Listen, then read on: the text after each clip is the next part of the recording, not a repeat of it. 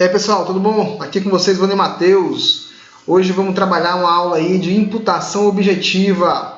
É uma informação que não é tão cobrada nos concursos, mas quando cai você tem que saber o que é para você não errar essa questão.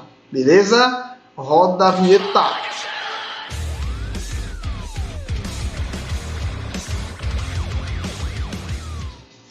Bem, a teoria da imputação objetiva, a gente vai estudar ela relacionada com os reflexos no nexo causal, tá ok? No nexo de causalidade.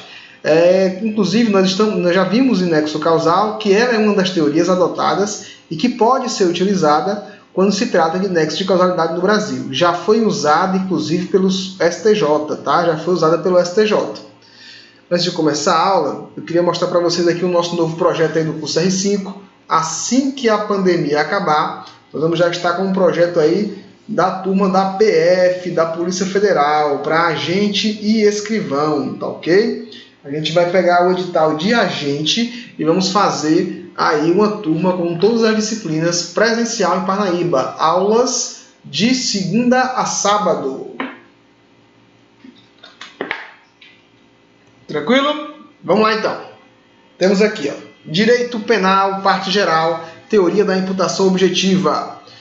Curso R5, né? Lembrando aí que nós estamos também trabalhando com essa informação para a Polícia Federal. E o professor sou eu, professor Vânia Matheus. Teoria da imputação objetiva. Primeira coisa que você tem que lembrar, o nome dessa teoria faz que você se equivoque muitas vezes, tá? O nome da teoria não deveria ser teoria da imputação objetiva, né? Deveria ser teoria da não imputação objetiva. Não imputação objetiva. Inclusive, vários autores concordam com isso, temos uma pequena minoria que discorda. Lembrar, aqui nós temos um slide com as informações primordiais que você deve lembrar para a prova. Primeira informação interessante, quem trabalhou com a teoria da imputação objetiva no Brasil relacionada ao nexo causal foi um autor chamado Klaus Roxin. Pode cair na prova também um outro autor chamado Jacobs, que se escreve lá como se fosse Jacobs, tá? Na escrita, mas eu acredito que a pronúncia seja Jacobs. Trabalhamos aí com o modelo funcionalista, também chamado de modelo pós-finalista. Modelo funcionalista, também chamado de modelo pós-finalista, tá? Se você pode estar esquecido, quando eu falo de fato típico, e lá em seus elementos, conduta, resultado, nexo e tipicidade, a conduta ela leva em consideração a teoria finalista, tá? A teoria finalista. Então, quando eu tratar de nexo causal e tratar de imputação objetiva, eu vou estar trabalhando com um modelo funcionalista. E o que é o modelo funcionalista em poucas palavras? É a ideia de levar o direito penal à sua essência, para que ele foi criado, para que ele desempenhe sua função. Não vai ser cobrado em prova, mas só para que você tenha essa ideia, tá? Existe uma problemática com relação ao modelo funcionalista, com relação à figura dos juízes, né, dos julgadores. Inclusive, a maior problemática é com relação aos legisladores, mas esquece isso aí não vai ser cobrado na tua prova. Então vamos lá. Temos aí o modelo funcionalista, né? E temos aí o que você vai ter que lembrar, que é a incrementação do risco, né? Aumento do risco não tolerado ou não permitido. Não tolerado ou não permitido. E temos aí suas categorias, né? Criar o risco jurídico proibido e relevante, redução do risco no resultado, esfera de proteção do direito penal. Tem que ser um bem jurídico que esteja ali dentro do que o direito penal protege. A gente vai detalhar mais isso, mas entenda, se eu criar um risco jurídico proibido e relevante, eu poderia ser punido. Redução do risco no resultado, esfera da proteção, e tem que estar na esfera de proteção do direito penal. Cada item desse se subdivide em mais alguns itens. A gente vai ver cada um deles e vou explicar cada um deles para vocês, tá? Nesse momento, só entenda. Criação, incrementação, redução de risco e tem que estar dentro da esfera da proteção do direito penal. Um dos desdobramentos aí que você vai ter que lembrar, que é a relação, que é o que acontece para a imputação objetiva, né? Que é o item 4. Prevê que não haverá nexo de causalidade. Ora, não havendo nexo de causalidade, eu vou eliminar o quê? Eu elimino o fato típico. Logo, posteriormente, eu vou eliminar o próprio crime. Tá? Então, pela teoria da imputação objetiva, eu vou romper o nexo causal, não vai haver nexo causal. Não havendo nexo causal, eu vou ter que trabalhar com a eliminação do fato típico e, posteriormente, com a eliminação do próprio crime. Beleza? Então, de novo, prevê que não haverá o nexo de causalidade se o agente atuar dentro do risco permitido, mesmo que a sua conduta gere resultado previsto em lei como crime. Prevê que não haverá nexo de causalidade se o agente atuar dentro do risco permitido, mesmo que a sua conduta gere resultado previsto em lei como crime. Cara, lembra disso, tá? Lembra disso. No final da aula a gente vai revisar isso aí, mas lembra porque isso aí é um desdobramento lógico da nossa teoria da imputação objetiva. Eu vou dar logo um exemplo clássico aqui que pode ser cobrado para você, que é o caso do motorista com prudência dirigindo seu carro dentro dos limites de velocidade estabelecido, todo corretinho, todo direitinho, e de repente pula na frente do seu veículo um suicida declarado e tal, que inclusive é encontrado no bolso dele um bilhete explicando o porquê do suicídio.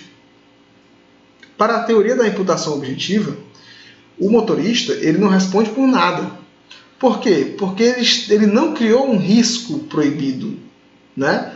O risco que ele estava correndo quando estava dirigindo o seu carro é um risco permitido. E aqui temos que diferenciar. O que é um risco permitido? A teoria da imputação objetiva ela considera que a vida é um risco. Você viver em sociedade é um risco.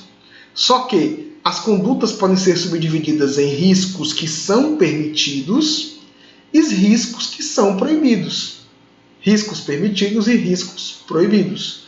Os riscos proibidos são punidos e tal, tranquilo, para ela está tranquilo. Mas os riscos que são permitidos, aí não. Os riscos permitidos, que a sociedade tolera que você pratique, simplesmente você não pode ser punido por ela porque romperia o nexo de causalidade. Não teria dor, não teria vontade, não teria os elementos psíquicos. Tá? Isso aí tem desdobramento em todo o direito penal, tá, pessoal? Inclusive nas excludências de ilicitude. Tá? Então vamos tomar cuidado quando vamos pensar. Se for cobrar a teoria da imputação objetiva, ele vai ter ali riscos permitidos e riscos proibidos. Se eu pratico condutas dentro do risco permitido, eu não posso ser punido por isso. Mas por que eu não posso ser punido? Porque eu vou eliminar o nexo de causalidade. Logo, como um nexo é um dos elementos do fato típico, eu elimino o fato típico. Eliminando o fato típico, posteriormente eu vou eliminar o crime. Beleza? Bem, volta aqui. O slide está sempre voltando, né? E por último, nós temos a ideia de causalidade normativa. A ideia de causalidade normativa também está sendo aplicada para a omissão. Só que na omissão imprópria, né? Na omissão do agente garantidor. Para você lembrar, o que é agente garantidor é aquele agente que tem a obrigação de agir, né? A obrigação legal de agir. É o caso, por exemplo, do pai, da mãe, de um cuidador, de uma babá, que tem a obrigação de proteger quem eles estão ali resguardando, né? Quem eles estão cuidando. Beleza? Vamos passar aqui. Bem, lembra, qual é a regra no Brasil quando eu trato de nexo de causalidade? A regra do Brasil quando eu trato de nexo de causalidade é tipo teoria da equivalência dos antecedentes, tá? Teoria da equivalência dos antecedentes. Mas olha uma curiosidade. A teoria da equivalência dos antecedentes ela tem dois tipos. O tipo objetivo e o tipo subjetivo. O tipo objetivo, pelo estudo que fiz da doutrina, também é considerado por alguns autores como causalidade física. E o estudo do tipo subjetivo é chamado de causalidade psíquica. Causalidade psíquica. Então, vai. Na teoria da equivalência dos antecedentes, eu tenho os dois. Tipo objetivo e tipo subjetivo. Certo? Só que no tipo objetivo, eu só vou ter um negócio chamado de causalidade, né? Que é também chamado como nexo físico. Nexo físico. Olha para esse quadro aí um minutinho.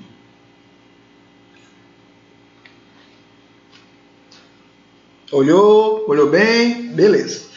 Então, assim, quando eu trato de teoria da equivalência dos antecedentes, eu tenho tipo objetivo, tipo subjetivo. O tipo objetivo é a própria causalidade, é o nexo físico, é a ideia de relação entre a conduta e o resultado.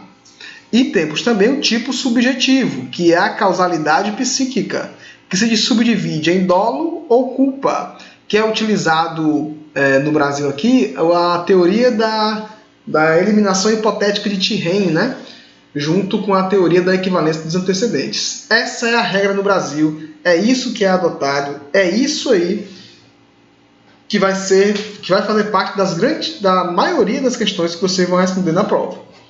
Mas, quando eu trato de teoria da equivalência dos antecedentes, o que acontece? Uma informação importantíssima que pode vir em questões. No Brasil, a teoria da equivalência dos antecedentes pode ser complementada com a teoria da imputação objetiva. Certo? Então, como na prova lá, a teoria da imputação objetiva completa, adiciona, já vou falar o que ela adiciona, alguma coisa à teoria da equivalência dos antecedentes? Certíssimo, perfeito, tá? Essa é a regra. E o que seria a teoria da equivalência dos antecedentes adicionada pela teoria da imputação objetiva? Perceba que o tipo subjetivo, dolo ou culpa, ou causalidade psíquica, não vai mudar. O tipo objetivo, causalidade física, vai mudar. A ele vai ser adicionado um negocinho chamado de nexo normativo, ou causalidade normativa. Então agora eu tenho no tipo objetivo duas subdivisões. Eu tenho um nexo físico, que é a própria causalidade, que é originada da teoria da equivalência dos antecedentes, e tem um nexo normativo, que foi trazida pela teoria da imputação objetiva, que é criação de um risco proibido, existência do risco, risco proibido, realização do risco no resultado. Tranquilo?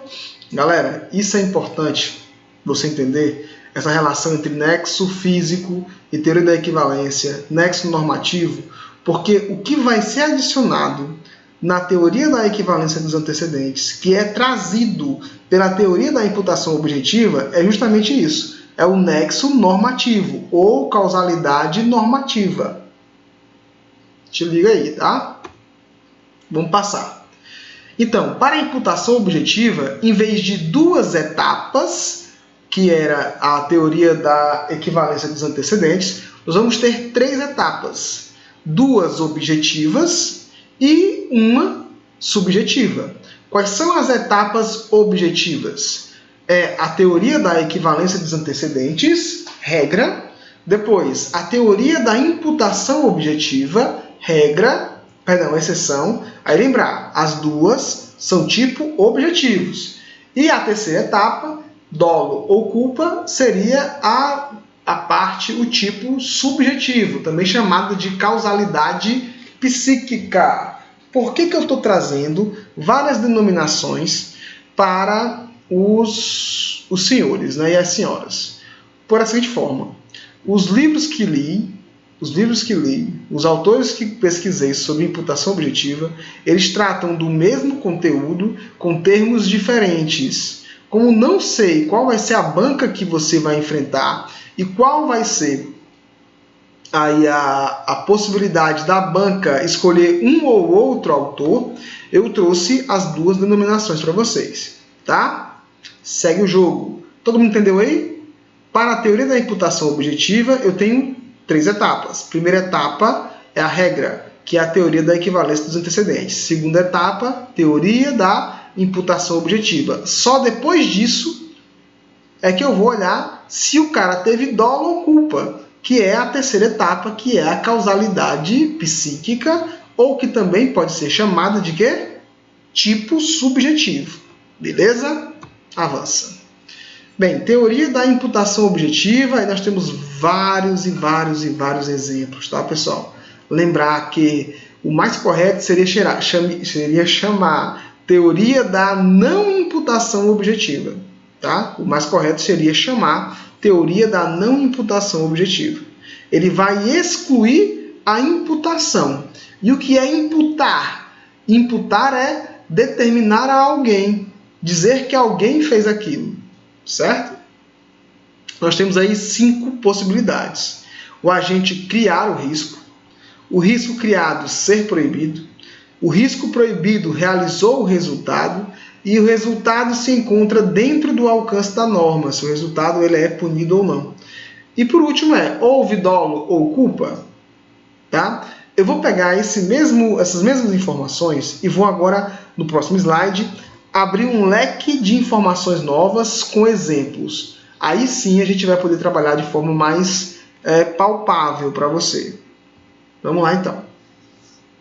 Temos aí, tiramos o 5º item, porque o 5º item falava sobre dolo e culpa, elemento psíquico, não é analisado aí no tipo objetivo, e sim no tipo subjetivo. Temos aí então, o agente criou o risco. Quais são as 2 possibilidades que eu tenho? Eu tenho o risco ser juridicamente irrelevante. Se o risco for juridicamente irrelevante, o que é que nós vamos ter? Nós vamos ter uma exclusão da imputação. Logo, se eu tenho a exclusão da imputação, o que vai acontecer? Vai acontecer que eu vou romper o nexo de causalidade. Rompendo o nexo de causalidade, eu vou romper o fato típico. Não tendo fato típico, logo não tenho crime, por sua vez, tá? E diminuição do risco. E aqui nós temos o primeiro exemplo que você vai ter que se ligar. O que seria a diminuição do risco? Diminuição do risco, para que eu pudesse aí estar aplicando a teoria da imputação objetiva. Para a teoria da imputação objetiva, quando eu tenho ações que diminuem o risco daquela conduta, eu não poderia ser punido. O exemplo que é citado, se eu não me engano, pelo próprio Klaus Roxin, é o exemplo do indivíduo convencer o outro a furtar menos. O indivíduo sai para furtar R$1.000, o outro vai lá e convence ele a furtar apenas R$100. Esse indivíduo teria diminuído o risco da ação, logo ele teria a sua exclusão, teria sua imputação excluída.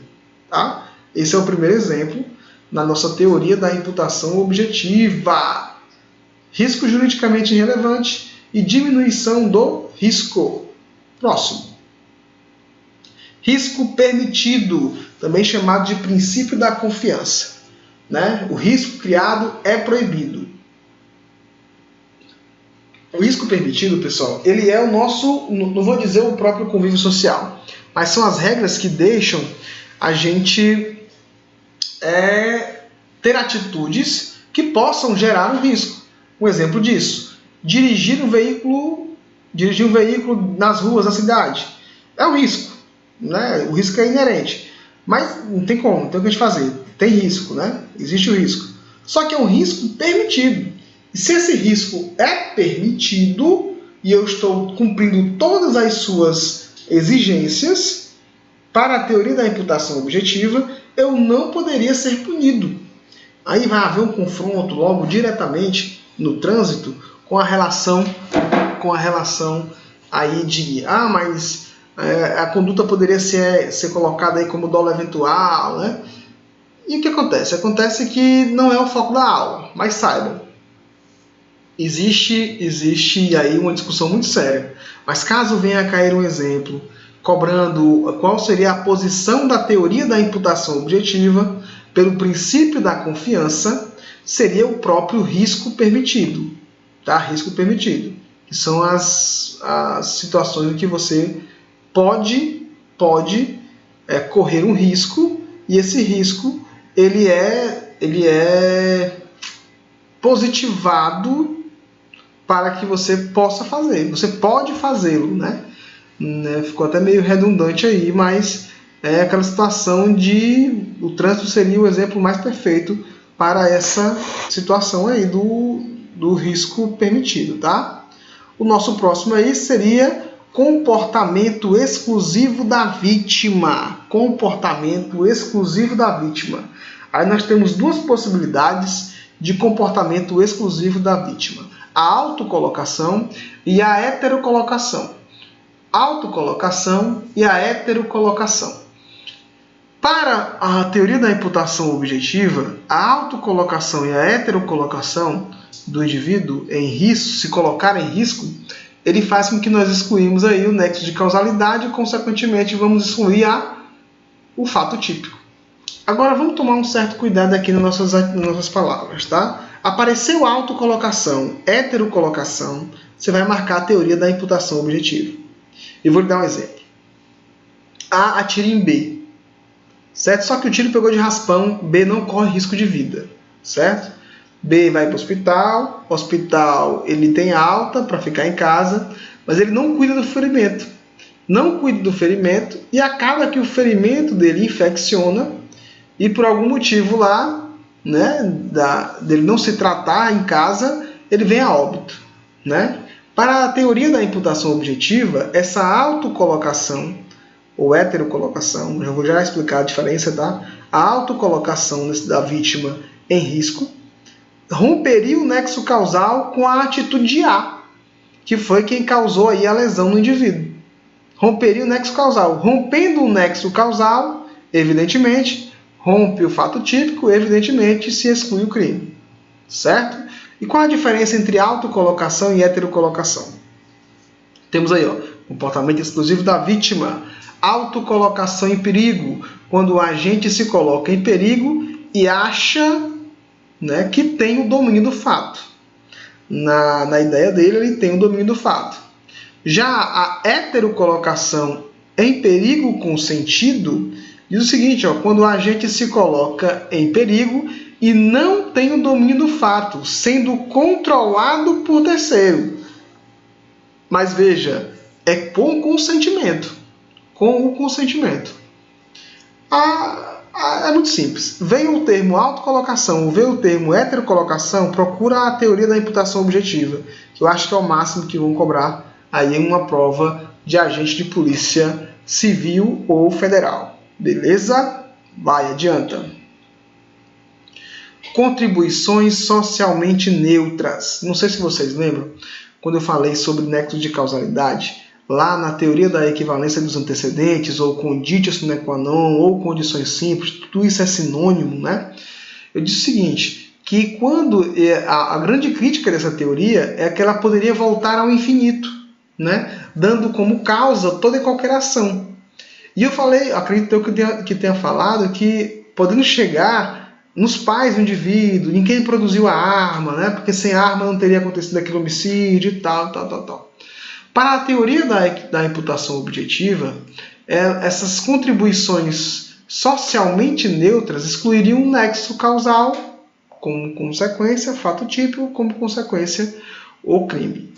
Para a teoria da equivalência dos antecedentes, que é a regra adotada no Brasil, essas condições neutras elas seriam eliminadas pela teoria da eliminação hipotética de Thiem. Teoria da eliminação hipotética de Thiem. Certo? E o que seria uma contribuição socialmente neutra? Nós temos aí, acompanhem, por favor, os bonequinhos, né? Perdoem aí a minha falta de criatividade, mas é porque só deu isso aí mesmo.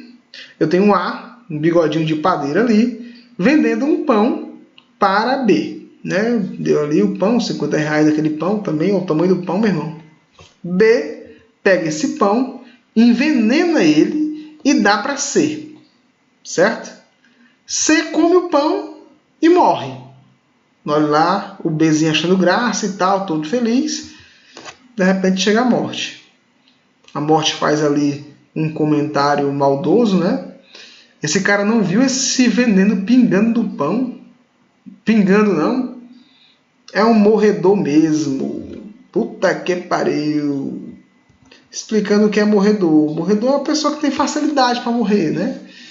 O cara não morredor é um cara que é um Highlander da vida. É um cara que tem que ser confusão grande para matar ele. Nesse caso bem aí, C morreu. Agora eu lhe pergunto. Deixa eu voltar aqui. Agora eu lhe pergunto. O A, que foi um indivíduo que vendeu a comida, vendeu o pão inteiro, na verdade, para B, ele poderia ser imputado a alguma coisa a ele? Ter participado? É claro que ele vendeu sem saber de nada. Pela teoria da imputação objetiva, romperia o nexo causal, porque a conduta dele é socialmente neutra. Não tem aí não tem uma relação aí muito relevante para o fato, certo? Ah, mas é aí, porque se você pensar bem, cara, seria um absurdo, né, cara? Eu prender o padeiro que vendeu aquele pão para aquele indivíduo cometer esse crime. É algo completamente absurdo. Só que se eu tratar da teoria da equivalência dos antecedentes, essa eliminação seria feita por quem? Seria feita pela teoria da eliminação hipotética de Thiem. Bem, próximo item, adequação social e regresso e proibição de regresso. Esses dois itens, a doutrina não tem assim um posicionamento firme com relação a eles, tá, pessoal? Existe uma discussão muito grande. Alguns dizem que não existe isso, que é besteira e tal, mas a gente vai seguir como informação, porque se algum autor citou, eu gostaria que vocês soubessem, porque pode vir uma questão trazendo esse tipo de informação aí e você vai acertar a questão lá. Vamos lá então. Adequação social. A adequação social é algo bem mais costumeiro, né? Seria algo aceitável socialmente. Não tem tanta explicação para se dar com relação a isso. Mas quando eu trato de proibição de regresso, aí sim nós temos uma ideia interessante que é, às vezes, até um pouco absurda. Mas vamos lá. A sai de casa e quando ele sai de casa, ele esquece uma arma de fogo em cima da mesa. Tá? Ele se pergunta, estou esquecendo alguma coisa? Não lembra, vai embora. B, entra na casa de A, encontra a arma em cima da mesa e aproveita-se da situação. Ele pega a arma e vai matar C, que está dormindo, certo? Ele aponta a arma para C e dispara contra C. Esse disparo acerta a cabeça de C, que vem a óbito no local. Mas a pergunta que fica é a seguinte. A. O que ficaria para A? Qual era a ideia de A? Olha que interessante. Pela teoria da imputação objetiva, A não poderia ser imputado para ele nenhum crime. E por que não poderia ser imputado? Por causa do item chamado de proibição do regresso. E essa proibição do regresso, cara, eu concordo com os autores que não aceitam isso aí como uma exclusão de imputação, porque nós temos aí uma arma de fogo, né, cara? É algo que é específico para o uso, é muito específico, né, cara? É para ameaçar, atirar, proteger, né? A ideia do proteger aí é bem relativa. Mas o que acontece? Acontece que, com isso, A não responderia por nada se fosse utilizada a teoria da imputação objetiva no item proibição do regresso. Certo? Já na teoria da equivalência dos antecedentes, A vai responder aí, dependendo de quem for B, né, por algum tipo de omissão de cautela, lá pela lei do armamento, se B tiver as condições específicas lá da omissão de cautela. Tá? Bem, próximo. Lesão ou curso causal sem relação com o risco proibido. É literalmente o que está sendo escrito aí, pessoal. É uma desvirtuação, ele desvirtua o resultado da conduta. Logo, a lesão ou curso sem relação com o risco proibido não pode ser imputado ao cara. É como se fosse algo, na verdade, algo muito lógico, né? Bem, próximo item aí nós temos danos tardios. Danos tardios, galera, é interessante você entender porque também tem diferença aí da equivalência dos antecedentes. Bem, vamos lá para danos tardios. B corta a perna de A. Ele queria matar, não conseguiu, deu um cortezinho ali, começou a sangrar, certo? A morte toda interessada, chega, olha, viu que não era grande coisa, sai se reclamando, né? Não foi dessa vez. Mas aí, algum tempo depois, meses depois, A vai trocar uma lâmpada. Sobe em uma escada, se desequilibra por conta da lesão causada por B, né? Na perna dele não ficou 100%, né? Ele teve um dano. E quando ele sobe, por conta daquele corte na perna, que talvez tenha deixado ele com algum tipo de limitação, ele cai da escada, taca a cabeça no chão. A morte, interessada no assunto, comemora, agora vai. Só que A não é um cara muito morredor. E A diz-se, se levanta, tem só um pequeno ferimento ali na cabeça, né? Um pequeno ferimento na cabeça, mas fica bem. Poderia ser imputado essa lesão que o A teve, ao indivíduo B? A pergunta é essa. O B que cortou lá a perna dele, poderia ser imputada essa lesão na cabeça daquele indivíduo? Para a teoria da imputação objetiva e também para a equivalência dos antecedentes, né, não é possível essa imputação. E por que não é possível? Porque ela é chamada de danos tardios. Ou seja, o B pode e vai ser imputado a ele a conduta de ter lesionado a perna lá do indivíduo A. Mas não pode ser imputado a ele uma consequência do dano que ele causou anos depois, quando o cara for levantar, for trocar uma lâmpada, né?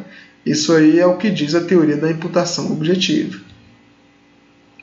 Danos resultantes do choque. Danos resultantes de choque. Aí vamos lá. Você vai lembrar, né? B disparou contra C, tiro na cabeça, lá C veio a óbito no local. Só que a mãe de C foi quem encontrou o corpo. E na hora que ela encontra o corpo de C, ela tem um ataque cardíaco e morre, né? Inclusive até a própria morte ali se espantou com o resultado. Tá porra, menino, o meu logo foi 2. Para a teoria da imputação objetiva, galera, para a teoria da imputação objetiva, isso aí, ó, não pode ser imputado para B. Por quê? Porque os danos tardios vão excluir, os danos tardios estão fora da linha de desdobramento aí da conduta do indivíduo B. Logo, não pode ser imputada a ele a morte da mãe de C. Então, B comemora. Por isso, ações perigosas de salvamento. Vamos lá. A, revoltado porque B pegou sua arma, disparou contra C, C era sua amiga, né?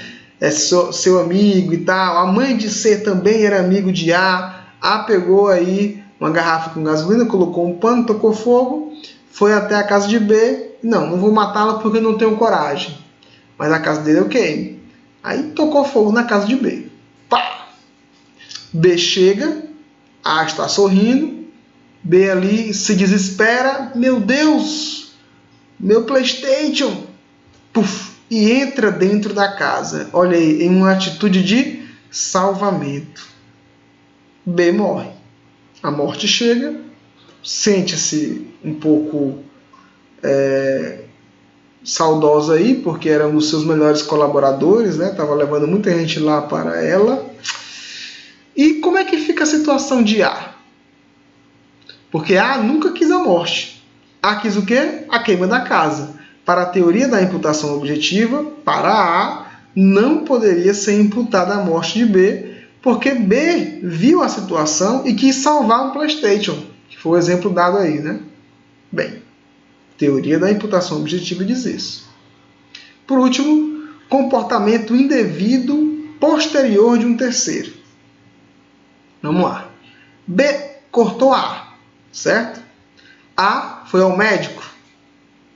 O médico, de alguma forma lá, por algum erro, vem a causar a morte de A.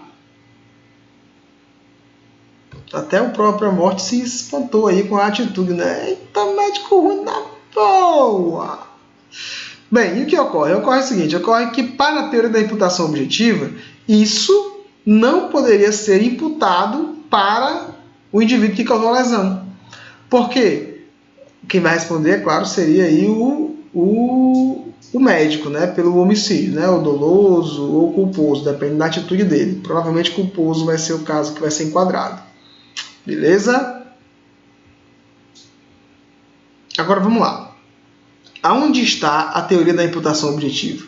A teoria da imputação objetiva está relacionada com o nexo de causalidade. Quais são as informações que eu devo guardar na minha cabeça? Primeira, nome do autor, Klaus Roxin. Segunda, se for uma questão mais aprofundada, ela pode falar de modelo funcionalista. Modelo funcionalista. Lembrar que esse modelo funcionalista tem como sinônimo o modelo pós-finalista. Mesma coisa, tá? Pós-finalista. Lembrar aí de alguns exemplos, tá? Os exemplos são fundamentais no caso. E lembrar também que caso haja uma não imputação objetiva, eu vou excluir o nexo de causalidade. Excluindo o nexo causal, o nexo de causalidade, eu consequentemente excluiria o fato típico. E consequentemente excluiria o próprio crime, tá? Nexo de causalidade, excluindo depois o fato típico, depois o crime. E agora vamos para algumas questões aí interessantes, para que você veja como é cobrado nas provas. Temos aí o exemplo. Deixa eu entender aqui. Ó. João, tá aqui João, com ânimos necantes ou vontade de matar, compra uma passagem para o Caribe na temporada de furacões. Para sua sogra serpenteia, que inocentemente vai para o Caribe e morre devido à passagem do furacão. Vamos supor que ela estava no avião. João, para ele, não pode ser imputado nada, porque pela teoria da imputação objetiva, João agiu dentro de um risco permitido, o que exclui a sua imputação. Logo, excluindo a sua imputação, exclui o quê? O nexo de causalidade, consequentemente, excluiríamos o fato típico e, consequentemente, excluiríamos o quê? O crime, né? Próximo exemplo. Ele se emocionou ali, a morte foi lá dar um conselho para ele, né? Próximo. Vou estender aqui a tela. Teoria da imputação objetiva. A fim de fazer uso de certa droga injetável, Eliel pede para Simval uma seringa emprestada, pois não tem dinheiro para adquirir a sua em uma farmácia. Com o empréstimo da seringa por Simval, Eliel ministra droga no próprio corpo, vindo a falecer. Olha que interessante. De quem foi a atitude? Quem se colocou em risco? Eliel. O próprio Eliel se colocou em risco, né? Mas vamos lá. Eliel ministra droga no seu próprio corpo, vindo a falecer, em virtude de overdose. Salienta-se que Simval desejava a morte de Eliel e intimamente torcia para o desfecho trágico. A imputação do resultado, morte de Simval, né? Morte a Simval, porque quem morreu foi Eliel, pode ser afastada em virtude da autocolocação da vítima em perigo. Bem, autocolocação, citou a autocolocação, afasta o nexo de causalidade, teoria da imputação objetiva. Lembrar, a teoria da imputação objetiva no Brasil, ela vem para complementar a teoria da conditio sine qua non, né, da equivalência dos antecedentes, tá? Uma não exclui a outra. Beleza? Então, de novo aqui, ó, Simval queria a morte de Eliel. E ele emprestou a seringa, risco permitido. Emprestou uma seringa. Só que essa seringa aí de Simval fez com que Eliel injetasse droga no próprio corpo. Mas quem injetou? O próprio Eliel. E Eliel injetando drogas no próprio corpo, ele se autocolocou em risco. Logo, eu não poderia imputar a Simval a morte de Eliel. Próxima questão aí. Vou estender porque ele está pequeno, tá? Bem, imaginemos que A vende heroína a B. Show de bola. Tá ali o saquinho de heroína, tá ali os R$50, tudo certinho. Os dois sabem que a injeção de certa quantidade de tóxico gera perigo de vida, mas assumem o risco de que a morte ocorra. A o faz porque lhe interessa principalmente o dinheiro. O traficante não está nem aí para porra nenhuma, né? E B, por considerar a sua vida já estragada e só suportável sob o estado de entorpecimento. Aí eu lhe pergunto, B morre. O que ocorre quando B morre? B morreu, eu posso dizer que a culpa da morte, eu posso julgar A pela morte do indivíduo? Infelizmente, não posso. Infelizmente, não posso. Pela teoria da imputação objetiva, até se A mesmo quisesse a morte de B, o que teríamos aí? Teríamos que quem injetou a própria droga no corpo foi o B. E se ele se colocou em perigo, já vimos que é um negócio chamado de autocolocação em perigo. Exclui o nexo causal, exclui o nexo de causalidade. O que vai acontecer? Exclui o fato típico e, posteriormente, exclui o crime. Exclui o crime. Então, vamos lá, galera. O que eu devo lembrar sobre imputação objetiva? Primeira coisa, imputação objetiva é uma teoria que é utilizada para o nexo causal. Outra coisa, imputação objetiva é defendida por Klaus Roxin. Pode cair um outro autor? Pode. Quem é o outro autor? Jacobs, tá? Só que Jacobs trata mais de pena, né? Trata mais de pena. Quando eu trato de imputação objetiva, o modelo é o funcionalista, também chamado de pós-finalista. Quando eu trato de imputação objetiva, eu estou excluindo o nexo de causalidade, consequentemente o fato típico, consequentemente o crime. Quando eu falo de imputação objetiva, eu estou falando que é adicionado mais um nexo no tipo objetivo da causalidade, que seria qual nexo? O nexo normativo. Então eu teria dois tipos de nexo objetivo, que seria o nexo físico e o nexo normativo, e teríamos um tipo subjetivo, que é a tão falada aí causalidade psíquica, que seria o dolo e a culpa. Pessoal, olha, muitíssimo obrigado pela paciência de todos vocês aí de terem assistido essa aula. Esse slide aqui é o principal dessa aula, dá uma olhada nele, verifica se está tudo, escreve no teu caderno ele, tira uma foto, faça da forma que você achar mais interessante, mas esse slide aqui é fundamental. Pega os exemplos, vai no Google, vai em algum site de questões aí, pesquisa imputação objetiva, pega questões, responda esses tipos de questões, tá? Mas já sabendo, não é um conteúdo muito cobrado. Aqui é porque nós já estamos afiando o machado, já estamos colocando aí para não errar nada, beleza? Muito obrigado pela atenção de todos. Fiquem em paz e que o Senhor vos acompanhe. Valeu, galera. Forte abraço.